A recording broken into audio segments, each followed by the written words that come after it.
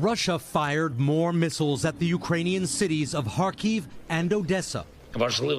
Ukraine's President Zelensky saying the attacks must not go unanswered. The war in Ukraine is escalating, with both sides rushing to gain territory before President-elect Trump's promise to bring a ceasefire.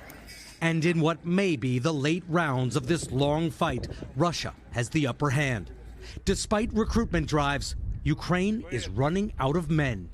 So increasingly, women are taking up the responsibility. We joined a group of soldiers arming up near Kyiv. They call themselves the Witches of Bucha.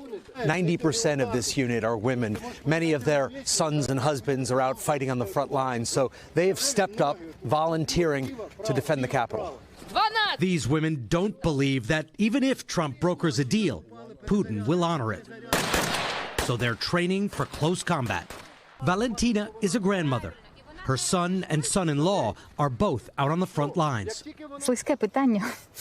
I don't believe this war can be stopped with a negotiation, she says.